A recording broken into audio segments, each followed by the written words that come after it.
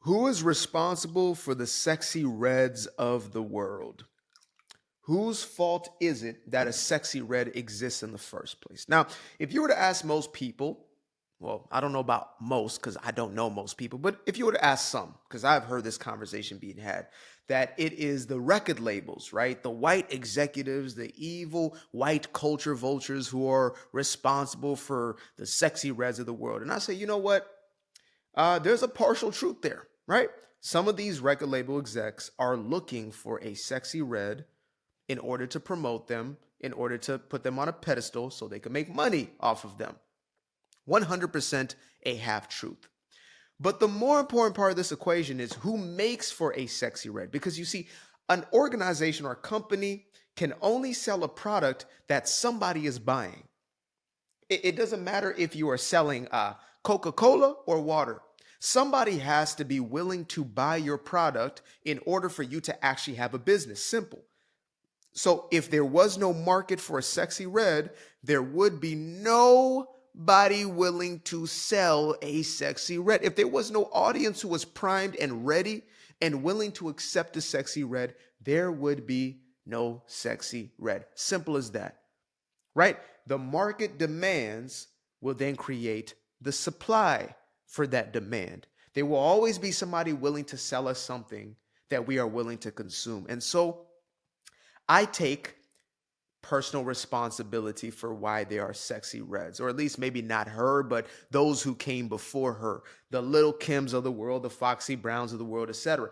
Individuals who I allowed into my psyche, individuals who I listened to, individuals who I promoted and supported at some level that then created more of a demand.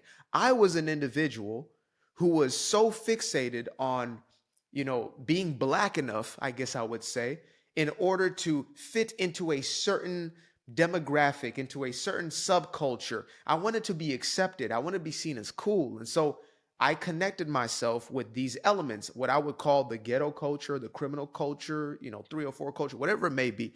I was in support of it because every time I purchased a song or I purchased a CD, that y'all know nothing about that. Y'all know nothing about purchasing a CD, a track. Now, I don't know about an A track, but back in the day when I was looking for that Get Rich or Die Trying album, when I was looking for, DMX out, when I was looking for something in those spaces of what we now see as the most dysfunctional and degenerate genres of music or subgenres of music, I was responsible for it at some level. And so those who have been supporting the Meg the Stallions, the Cardi B's, the Sexy Reds, these are the individuals who allow for a sexy red to exist.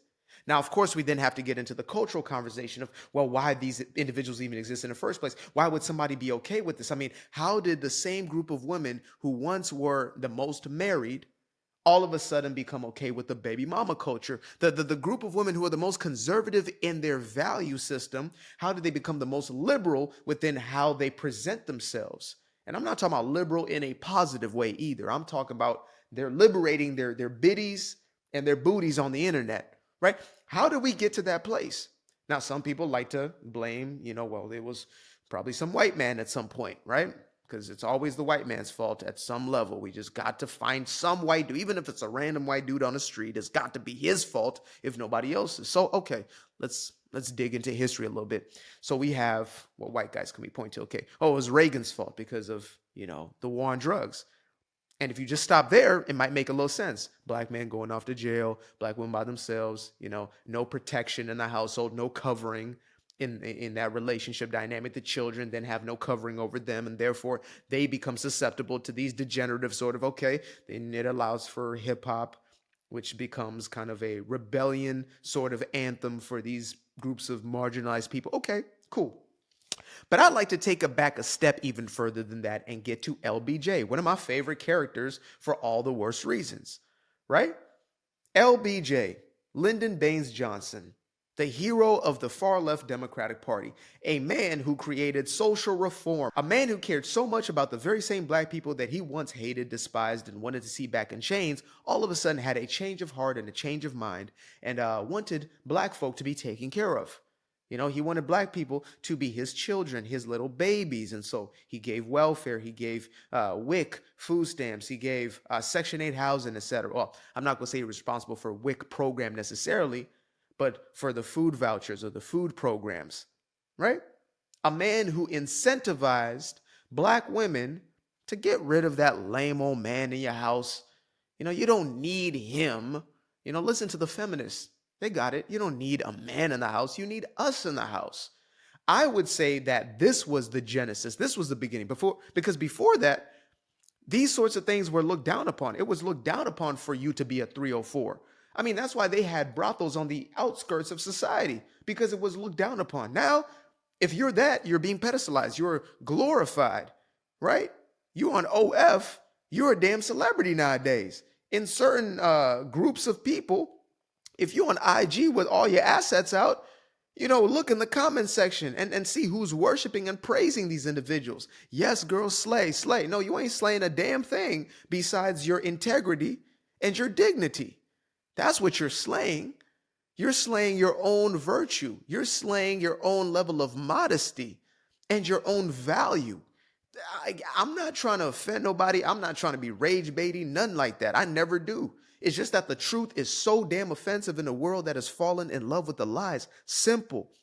And so when you have an ecosystem, when you have an environment that incentivizes broken households, that incentivizes fatherless households, that incentivizes for weak men to be the ones who are purported to be in charge, because a gangster, a thug, is a weak man. A man who has to bang, bang, shoot, that's a weak man. A man who is creating more and more broken homes is a weak man. When he is the one who is seen as the God, right? The persona of the Tupac. Oh, I'm about to hurt some feelings today. I would be lying if I said that Pac was not an incredible artist, but Pac was also an incredible actor.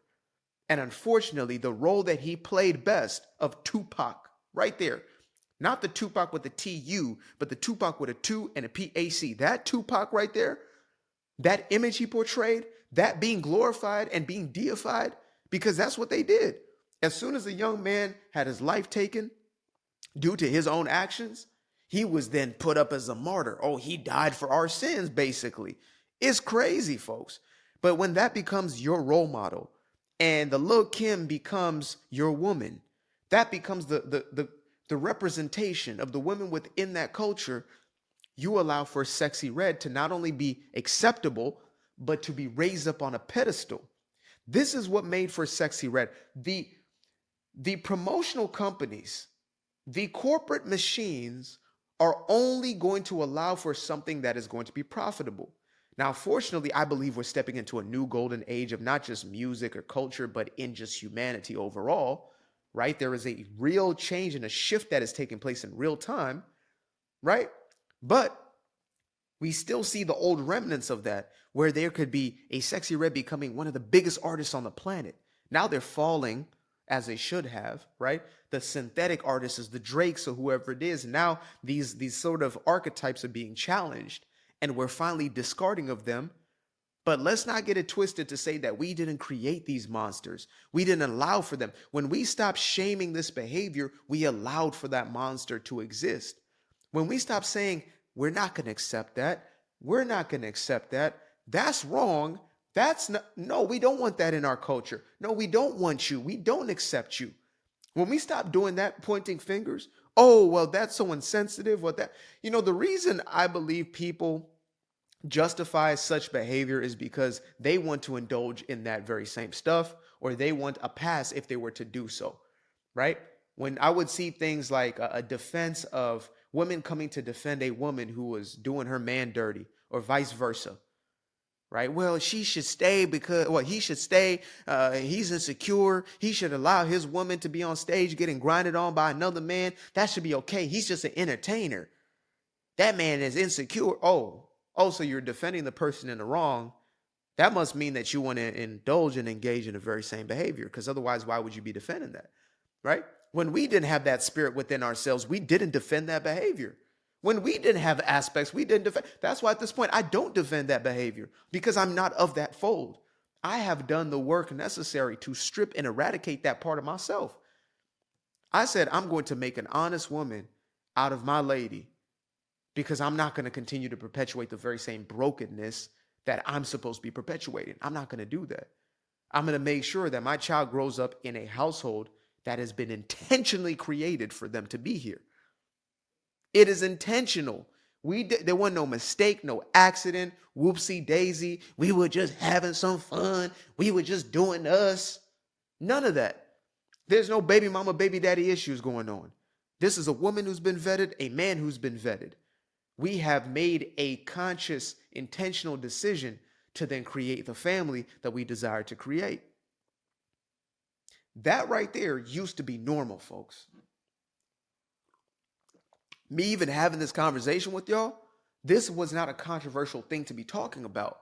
But in this day and age where we have allowed for so much of the degeneracy to become elevated, to become the main thing, because damn it, if it was on the outskirts, I wouldn't be able to have this conversation. Nobody would be tuning in because it was like, what are you even talking about? It will almost be like me having a channel where I'm talking about grass is green. Grass is green. The sky is blue. There may be a few people who tune in every now and then, but maybe because they think this dude's whacked out. But the reason why this message is resonating at a core level is because there's so much of this going on. You become the minority almost if you have a perspective like this, right? 80% of black men and 92 to 93% of black women voted for a woman who put a twerker on stage saying this is how she sees you. She put Meg Thee Stallion up there. She put a Cardi B up there. Right? Who else she have? Oh, she had a Lizzo up there for you. These are all women who do nothing but show their assets. These are women who do nothing but showcase the most degenerate sort of behaviors. Glorilla up there being a damn Glorilla, right? These are the type of people. She didn't bring you any sort of upstanding individuals, right? Even though I may not subscribe to, the leftist ideology, she didn't bring you the Toni Morrisons of the world. She didn't bring you those individuals. She didn't bring you the Angela Davises of the world. She didn't bring you any of those individuals, right? I know some of these individuals might have passed on, but she didn't bring them onto the stage to say, hey, this is who I believe you are, and so I'm going to put this image in front of you. This is your representation. No, she represented you through somebody who was up there, yada, yada, yada, yada, yada, yada, yada, yada, throwing her back on stage, and you bought into it. Maybe not you, but the person next to you. Somebody bought into that. Upwards to 70 million people in this country or in the United States bought into that. What was that about? That's what makes room for Sexy Red. Well, I might not like it, but we can't judge her though. Yes, we can. Just like y'all Obama said, yes, we can. We can judge. We're supposed to judge. We're supposed to discern, and we're supposed to call out behavior. There's folks out there who live and die by that Bible, but yet aren't willing to hold accountable those people. You're supposed to hold accountable your own, right? Nah, but you're a sellout though. Oh, you hate black people. The person I hate, I do not even touch upon. I don't speak on you. I don't care for you. I'm indifferent about you. My opposite to love is indifference, not hate. If I feel resentment, ridicule, I feel some type of, I still am connected and attached to you. The moment I feel indifferent about you, there is no relationship. The relationship is finito. It's done. It's finished. So the fact that I'm even giving you a little bit of my energy shows you that I still give just the slightest bit of a damn about you. When I'm still speaking to issues, I still care about you. And my channel isn't about black, white, etc. It's about the overall societal aspect. But unfortunately, I have to speak to where the symptoms are coming from, the underlying, the root cause. I have to diagnose the actual problem. And I've never said it's because you're black. I say it's a cultural thing. Like our brother Thomas Sowell said, it's a cultural thing. And when we try to defend that culture, stand up for that culture, we're afraid of ostracizing, of making, somebody feel uncomfortable. No, we have to include everybody who looks just like us. Black own everything. Black own this. Black own dysfunction is what the hell's going on. They force, you're supposed to support black. Why am I supposed to support a black business? Why can't I support a business who is doing the absolute best? That's the mentality that gets you to buy into a Sexy Red. Well, she's a black woman. To hell with that. She's a degenerate individual who is pushing a degenerate message and a degenerate image. And the children who are possessed by it. I was going to say who are impacted, who are affected. No, they're possessed by it. What about them? What about them? You're so busy defending a skin color, you can't even see that you're letting demons into your household. Why does a sexy red exist? Because we have allowed for this to exist. And I just said, I'm no longer allowing this to exist. I'm no longer going to not be a voice. You know, some folk think I make all the content I make because I want the algorithm. I don't give a damn about an algorithm. I make a lot of content because I have to say what I have to say in contrast to the messages that are coming from the other side. God put on my heart to say, look, you got a very simple job. Open your mouth and tell the truth. That's it. You do that, everything else will be taken care of. And I trust that. And so I continue to use my gifting to tell the truth. I can't go to sleep at night if I did not tell the whole truth, none but the truth. So help me God. That is the only way I can go to sleep in peace every night. And so I'll be damned if I sit here and see a sexy red and another sexy red and another sexy red and another sexy red, and I'm over here quiet, but I'm behind closed doors. Oh man, this is terrible. This is bad. Our kids shouldn't. No, to hell with that. When your kids type in sexy red, I want me to pop up and they're going to listen to what the hell's being said. I want voices like my own. I want individuals that are telling the truth to be popping up in the algorithm as opposed to, rich baby daddy. That's not what I want. I don't want that for anybody. I don't want that for your kids, black, white, red, all around. I don't give a damn. I don't want that for anybody. These parts of our society are supposed to be on the outskirts. I'm not saying they're not going to survive. I'm not saying they're not going to exist, excuse me. I'm not saying that they're not going to continue to proliferate. I'm saying that they're going to be underground. They're going to be on the outskirts. There've always been 304s. There've always been streetwalkers. Ladies of the night, not so ladies of the night.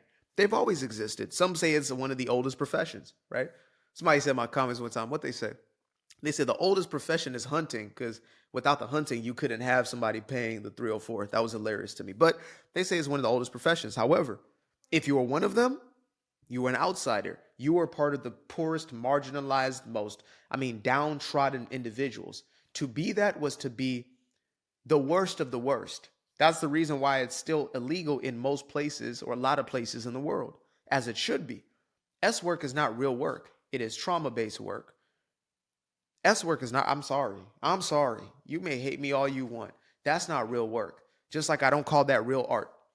I don't call that real art. Hip hop is an artistic art, is an artistic form. Once you get into drill music, once you get into gangster rap, etc., that's not art. That's degeneracy being pushed. That's toxicity. That's destructive messaging. That's propaganda. It's definitely propaganda, but it's not art. Art was with the intention of at least beautifying the world in some way, thought-provoking, right? In some way. Maybe you might disagree with me on that. You might say, well, art can be destructive to people and that's okay. I don't think so. It may show a journey from destruction into something greater. I believe art is aspirational at a certain level, right? It doesn't all have to be like, my girl is she put me on to art for real. This is all her. All of this is incredible in here. She just has it. You know what I mean? But brutalist, the brutalist art form, there's something rugged about it, but there's still a beauty in chaos coming into order. There's that. But this chaos is just for the sake of chaos. It's for the sake of destruction. Art creates. But this level of degeneracy, all it can do is destroy. What allowed for the sexy reds? When we don't tell the whole truth and nothing but the truth, when we keep quiet and allow this to proliferate, that's what creates for a sexy red. When we allow these individuals not to be held at the hot seat, right? Not to be prosecuted in the court of public opinion, not to be shamed. Oh, that's my people. That's not my people. My people, the one who has certain level of morality, individual of integrity. They say what they mean what they say. Same person behind the closed doors they are in public. That's my type of people. That's my people. Not a color, not a religious affiliation, none of that. I don't give a damn if you got all these. You might be the most religious black person, whatever. You look just like me, but you really don't stand on what you stand on. You really are a hypocrite. You really are a liar. You really are deceitful. You really are full of it. Right? You really are somebody who is engaging in dysfunctional behaviors. If you're that type of person, you're not my people. you're really supportive of this because there's a part of you that actually resonates with this. You're not my people. Simple. I used to be afraid of the dark, a place unknown like a heart in their heart. I used to see my life in the bar. Now the kids unchained, every shackle is lost. 2 steps in the moonlight, 2 step in the daytime. You just know when it feel right. You got a feeling the time's night. See you through those shades that I just threw on. Through my lenses, you just can't do no wrong. I fell in love with myself again. I fell in love with myself. I fell in love with the sunshine. I fell in love with the light. I fell in love with the full moon. I fell in love with the night. I can see the light again. I can see the light. You can see the life in him illuminate the night. I know the time is taking. A 365, that's a full rotation. I see you looking up. You know them constellations. Constantly gazing